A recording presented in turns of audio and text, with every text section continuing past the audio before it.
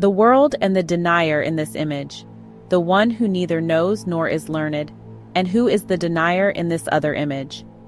This is the share of the one who knows the truth from the manifestation and witness of the state of the union.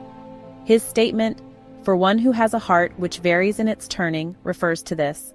As for the people of faith, they are the followers who adhered to what the prophets and messengers informed them about the truth, not those who followed the opinions of thinkers and interpreters who put the reports in the context of their rational arguments. Those who followed the messengers, peace be upon them, are the ones referred to in the Quranic verse, or cast the ear, referring to the divine messages brought by the prophets, peace and blessings be upon them. This refers to the one who has heard and is a witness, indicating the presence of imagination and its use. This is what the prophet said regarding perfection: worship Allah as if you see him. Allah is present in the direction of the prayer, therefore he is a witness. Those who follow and adhere to the thoughts of thinkers are not the ones who cast the ear. This casting must be from one witness to what we mentioned. What is meant by this verse if someone is not a witness in this manner? These are the ones whom Allah speaks of when he says, "When those who followed disown those who followed them, and the messengers do not disown their followers." Therefore, realize, O friend, what I have mentioned to you in this heart-based wisdom, the revelation of unexpected truths to the believers. Each belief is a branch, and its understanding is limitless. When the veil is lifted, the truth becomes apparent to each person according to their belief. This may challenge their belief in judgment, as it was said, and it became evident to them from Allah what they did not expect. Most of them, like the Mu'tazila, believe that God's threat will be fulfilled for the sinner if they die without repentance. However, it becomes evident to them that God is merciful and forgiving, and they find what they did not expect from Allah. As for the nature of being, some worshippers are firm in their belief that Allah is such and such, but when the veil is lifted, they see their belief as a form, and when the knot is undone, their belief dissolves into knowledge gained through witnessing. After sharpening one's sight, one does not return to the blurred vision, and it becomes evident to some of the servants that different forms appear in the vision contrary to their belief because they do not repeat. Thus, the statement applies to the nature of being, and it became evident to them from Allah what they did not expect before lifting the veil.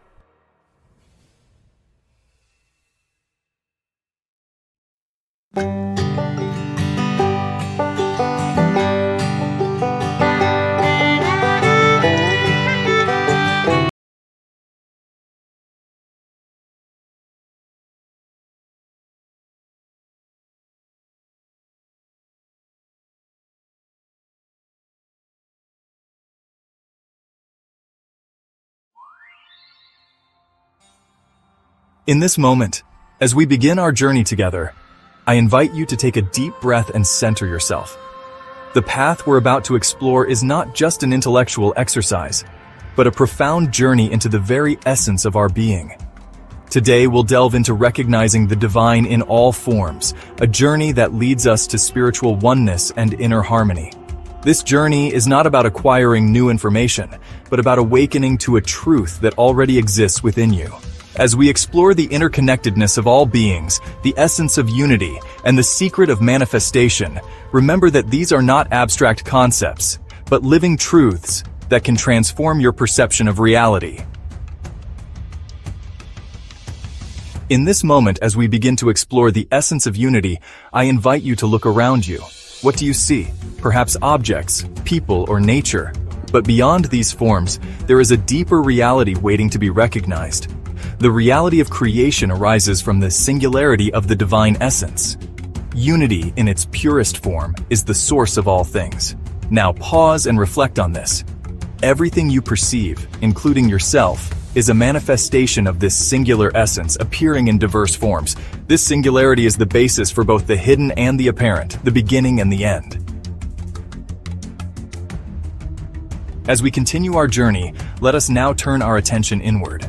In this moment, I invite you to become aware of your inner landscape. What do you notice? Perhaps thoughts, emotions, or sensations. The path towards understanding divine unity is intimately connected with the journey of self-knowledge and purification. This knowledge we seek is not ordinary knowledge, but a profound understanding that requires humility, sincerity, and a willingness to transcend the ego. Now, pause and reflect on this. How often do we allow our attachments, desires, and preconceptions to cloud our perception of reality? The self is often veiled by illusions, born from our attachment to material forms and worldly distractions. In this moment, as we delve into the heart of our spiritual journey, I invite you to connect with the feeling of love.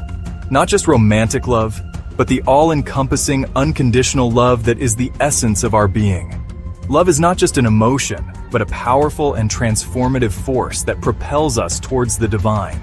It's a transcendent energy that has the power to dissolve the ego, burn away illusions, and reveal the truth of oneness.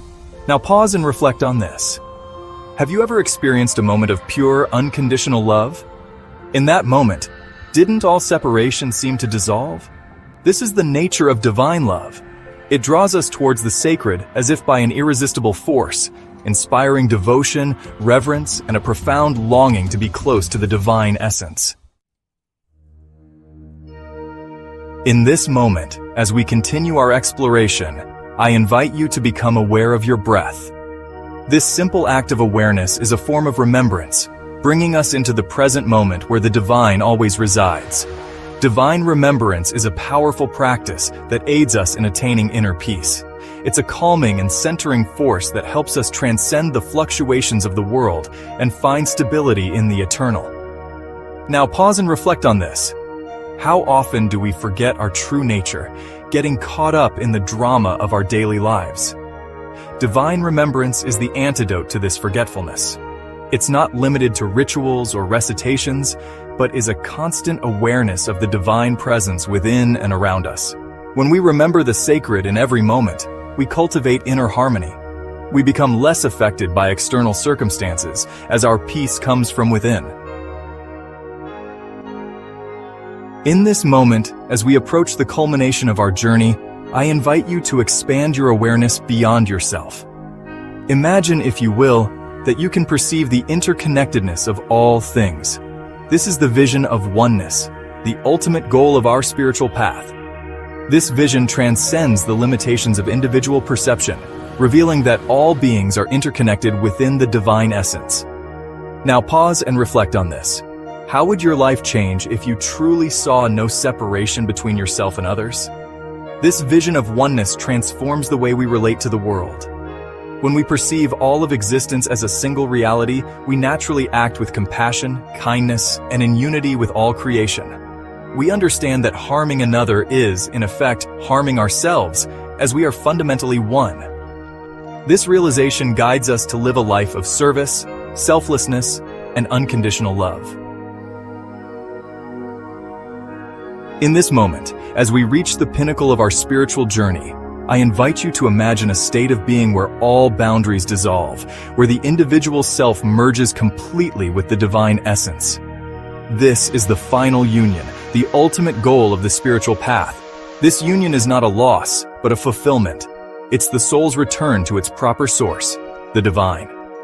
Now pause and reflect on this. What would it feel like to be free from all limitations, to experience boundless joy, peace, and love? This state of union is the ultimate realization of oneness, where the boundaries of individuality disappear, and we become one with the divine. It's important to understand that this union is not about becoming something we're not, but about realizing what we've always been. It's like a drop of water realizing it's part of the ocean. The drop doesn't cease to exist, it simply recognizes its true nature and expands into it. As we come to the end of our journey together, I invite you to take a deep breath and reflect on all that we've explored. We've traveled from the essence of unity, through the path of self-purification, the transformative power of love, the practice of divine remembrance, the vision of oneness, to the final union with the divine. Each step of this journey has been a movement towards recognizing the divine in all forms, towards realizing our true nature as expressions of the one divine essence. Remember, this journey doesn't end here. It continues in every moment of your life, in every breath, in every interaction. The divine is not something distant or separate, but the very essence of your being and of all existence. As you move forward from here, I encourage you to carry this understanding with you. Look for the divine in the faces of those you meet, in the beauty of nature, in the challenges you face, and in the quiet moments of your day. Practice self-purification, not as a harsh discipline, but as a loving unveiling of your true nature. Let love be your guide, remembering that it's both the path and the destination.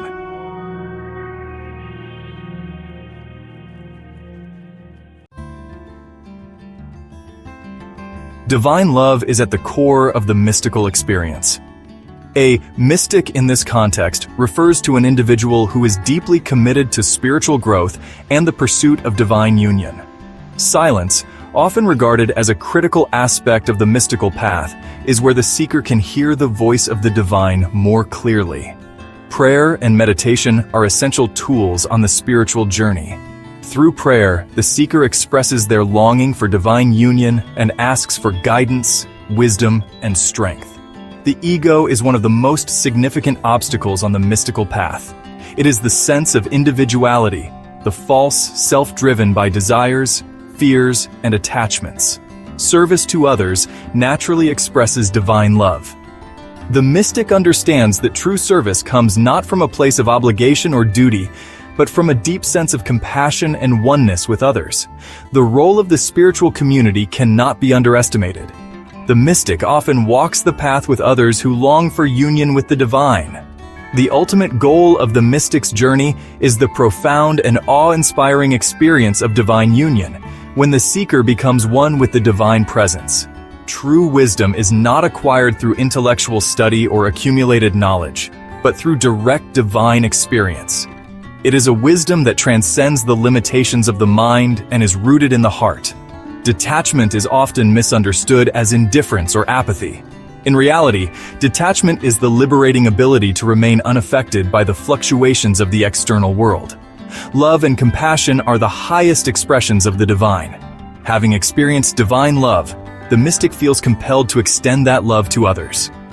The spiritual teacher plays a crucial role in the mystic's journey. A true teacher has experienced the divine union and can guide others. The mystic's path takes work.